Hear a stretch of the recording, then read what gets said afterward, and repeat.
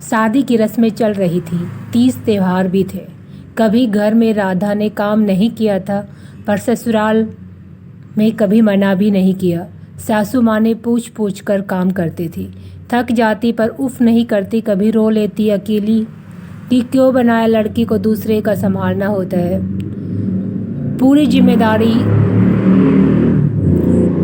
सासू माँ ने राधा पर डाल दी थी, घर के काम की। कभी बता देती थी थक गई हूँ तो सास कह देती थी कि पहले काम खत्म कर लो फिर आराम करना। हम तुम्हारे उम्र में संयुक्त बड़े परिवार में साथ काम करते थे, कभी नहीं थके। राधा कहती काम हो गया मम्मी जी, आराम कर लूँ? तो कहती आराम कर, बस आधा घंटा ही सोना, बहुत काम होता है घर का। आदत बिगड़ जाती है सोने से, रोज नींद आएगी नहीं तो।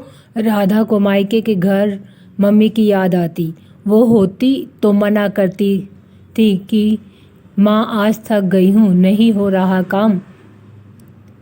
पैर जवाब दे रही हैं, पर आंखें भर आती। ससुर जी को लगता काम की क्या होता है, औरतों को करने को घर में सारा दिन थकान होती होगी, ये भावनाएं नहीं थी। कभी मायके ननंद रहती तो वो कुछ काम नहीं करती, उसे बहुत लाड से पाला था, उसे कुछ नहीं कहा जाता। रोली ननंद उसके लिए बच्ची ही थी।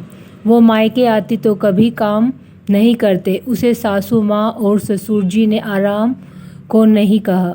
सकारात्मक सोचा जाए तो शायद सासू माँ भी काम करते करते भूल गई कि हर औरत को आराम भी चाहिए, पर बेटी के लिए विचार अलग क्यों? या कभी सोचती ससुराल में सास ससुर को ये ही नहीं लगा कि मैं अभी नई नई इस घर में आई हूँ, थोड़ा समय लगेगा जिम्मेदारी लेने में, अभी तो अपने घर बुलबुली लड़की थी और जब बहू बनी कुछ समय लगेगा, अब आदत होगी काम करने की। पर काम में लगी रहती थी। पति को बताया, पति ने कहा कि छोड़ो ये सब, हमारे घर में ऐसा ही है, तुम बस बड़े समझकर भूल जाओ। बात खत्म हो गई। त्योहार अपने वाला था जो ससुराल में ही होता था। तब सब के लिए सामान खरीदा, साड़ी सासू माँ के लिए, ससुर जी के लिए कपड़े, ननंद के परिवार के लिए भी। सारा दिन भाग दौड़, त्योहार का दिन था। धूमधाम से पूजा पाठ हुआ। शाम को राधा घर का काम निपटा रही थी। गर्मियों के दिन थे और रसोई में जाने की हिम्मत नहीं। तभी ससुर जी ने आवाज आई, सुनो राधा, कुछ घंटे में कुछ मेहमान आ रहे हैं, मैं उन्हें अभी बुला आने को आते ही होंगे, पहले ही बता देते, हम जल्दी जल्दी काम निपटा लेते, अभी सारा काम फैला पड़ा है। उन लोगों के नाश्ते और खाने का प्रबंध भी करना पड़ेगा।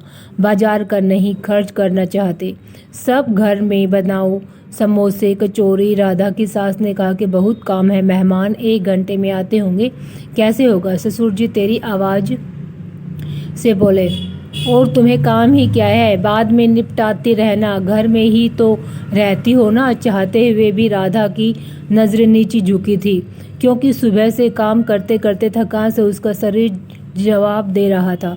सासू माँ ने राधा को देखा और बोली कि जल्दी हो जाएगा, पहले रसोई का कर लो। हमेशा ससुर जी ऐसे ही करते थे।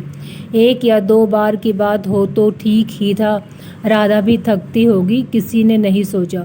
कुछ दिन बाद राधा ने सासू माँ से वॉशिंग मशीन खरीदने के लिए कहने लगी। मम्मी जी कहिए ना पापा जी से, अभी तो मिल कर लेते हैं, जाड़ों में बहुत आराम होगा। राधा की मम्मी ने जैसे ही कहा कि मशीन ले लीजिए, राधा कह रही थी बहुत आराम है। तभी राधा के ससुर ने तेज आवाज में कहा, क्या ज़रूरत है, दोनों मिलकर कर लेती हो, और सारे दिन काम ही क्या है, थोड़े ही तो कपड़े होते हैं। पहले महिलाएं पूरा संयुक्त परिवार के कपड़े धोती थी।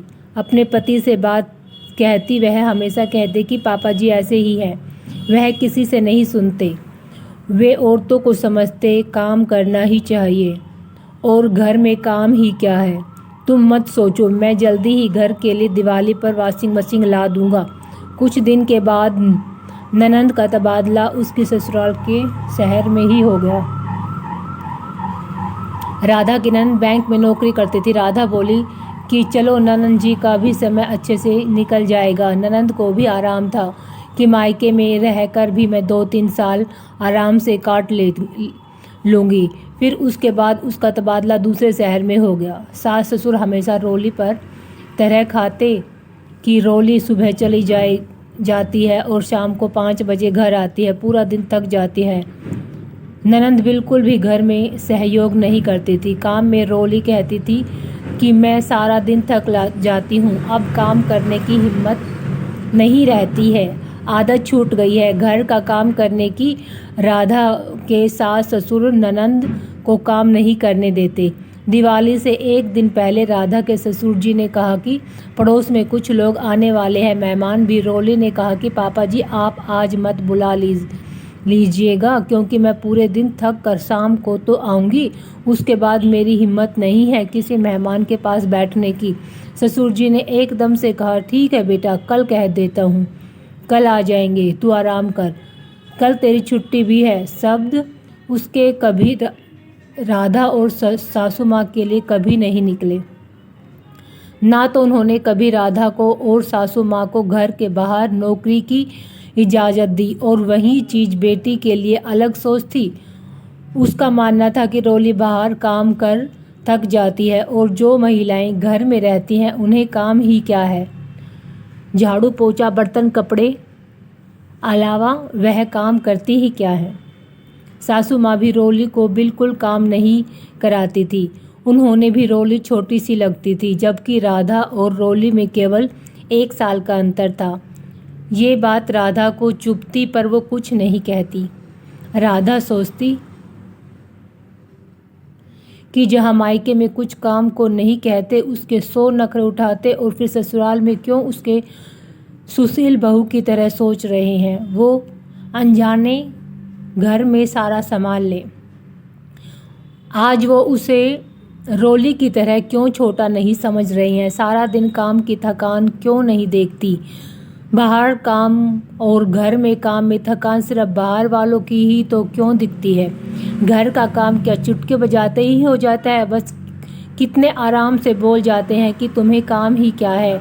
और सासू माँ भी बेटी के लिए वो बात रोली के लिए अलग क्यों, कि शादी के बाद तक रोली में बचपना दिखता था और राधा में सुशील बहू जिससे पूरा घर संभालने की उम्मीद रहती है। एक इस घर की लड़की थी, एक दूसरे घर से आई थी, फिर फ़र्क क्यों। Thanks for watching. दोस्तों, कहानी आपको अच्छी लगी हो तो प्लीज़ लाइक कमेंट और शेयर कर दीजिए। बहुत मेहनत से आपके लिए कहानी बनाई है और लाइक बहुत ही कम देते हो आप लोग। Please please please share, subscribe और like. Thank you for watching.